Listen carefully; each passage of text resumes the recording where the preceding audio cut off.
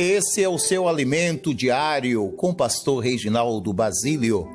Nosso tema de hoje, o perigo do remorso.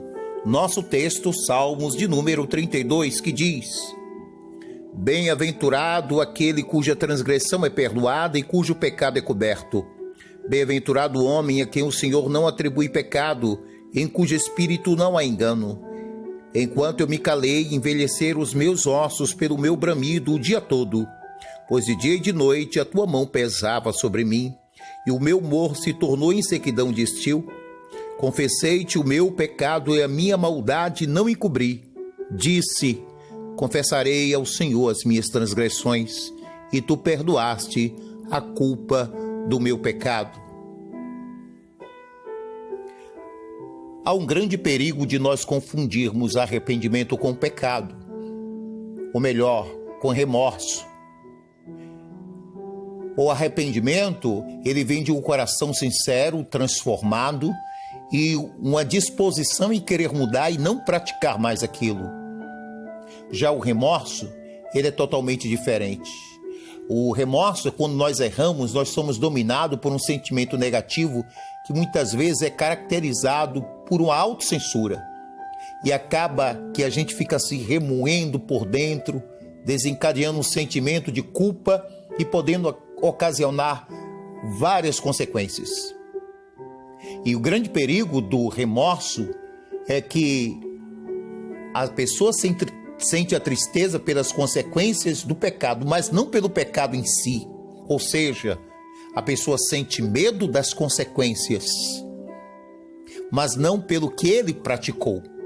Davi, ele diz assim: enquanto eu guardei silêncio, envelheceram os meus ossos pelo meu bramido todos os dias, de todos os dias.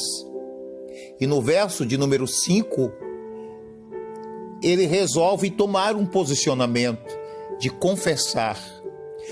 Parece que no verso 3, quando ele diz: enquanto calei os meus pecados, é bem provável que havia um remorso, mas quando ele decide confessar, ele é perdoado. Nós podemos ver isso várias vezes na Bíblia Sagrada. O maior exemplo que nós podemos usar aqui entre remorso e arrependimento seja talvez Pedro e Judas Iscariotes. Pedro, ele negou a Jesus por 3 vezes, arrependeu-se, transformou-se e não praticou mais aquilo. Judas Iscariotes, por sua vez, foi tomado de uma tristeza profunda, de um remorso. Remoeu aquela dor em si, mas ele não foi tomado de uma disposição de querer mudar. Foi e tirou a própria vida. O grande perigo do remorso é que nós culpamos às vezes nós mesmos sem o posicionamento de querer ter uma vida transformada. E nós nos punimos. E a justiça, a bondade, a graça de Deus, o favor do Senhor é disponível para todos nós. E olha o que aqui acontece. A Bíblia Sagrada nos diz que quando o Senhor, ele levantava juízes, o povo tomava uma direção. Quando o juiz morria, o povo saía do caminho. Juízes capítulo 2, versos 18 e 19 diz: e quando o Senhor lhes levantava juízes, o Senhor era com o juiz e os livrava das mãos dos seus inimigos todos os dias daquele juiz. Porquanto o Senhor se compadecia deles pelo seu gemido por causa dos que os oprimiam e afligiam.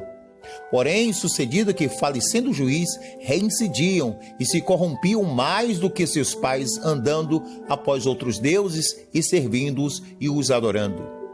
Nada deixavam de suas obras, nem do seu obstinado caminho. Isso é remorso. Porque bastava o juiz que Deus levantou morrer para que o povo voltasse à sua antiga prática. O remorso é sempre assim. No remorso, o foco é horizontal e nem um pouco vertical. Pensa-se muito em si, se preocupa muito em si, o que as pessoas vão falar, o que as pessoas vão pensar, mas o que Deus vai pensar? O o que Deus vai dizer, o que o Espírito Santo vai nos falar a respeito daquele posicionamento ou daquele comportamento. No remorso, o coração não fica enojado com o pecado em si. Então, é por isso que o pecado continua enraizado na pessoa. E a Bíblia Sagrada diz que Deus, a tristeza segundo Deus, produz arrependimento, mas a tristeza segundo o mundo produz a morte. Tenha cuidado, tome a decisão de mudar.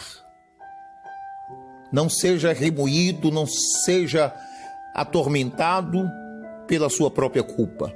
Corra aos pés do Senhor, que Ele está disposto a te perdoar e tenha uma vida transformada. Deus te abençoe. E nunca esqueça, estude a Bíblia para ser sábio, creia na mesma para ser salvo e siga os seus preceitos para ser santo. Até amanhã, nesse mesmo horário.